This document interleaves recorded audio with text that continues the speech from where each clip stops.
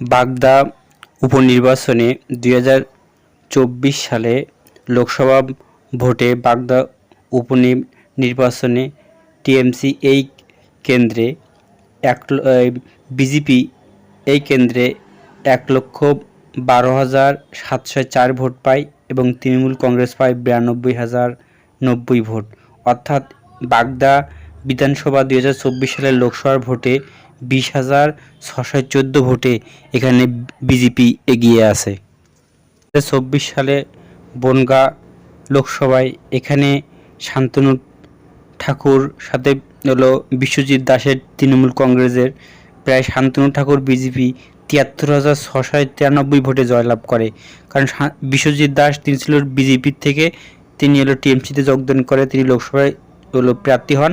পরে তিনি শান্তনু ঠাকুরের কাছে 73,693 ভোটে লোকসভা ভোট 2024 সালে বিশাল ভোটে পরাজিত হন।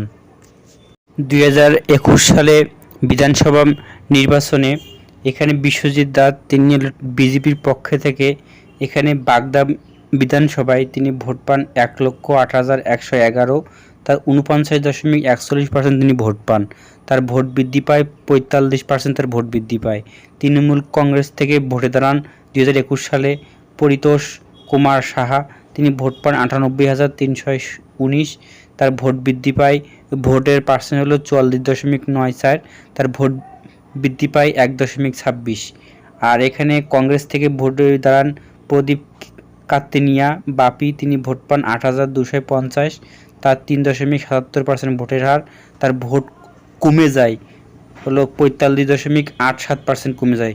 অর্থাৎ এই আসনটি কিন্তু খুব বিজেপি শক্ত ঘাঁটি বলা যেতে পারে, কারণ 2021 সালে কিন্তু এই আসনটি বিজেপি জয়লাভ করেছিল। পরে কিন্তু তিনি টিএমসিতে যায় এবং পরাজিত হয়।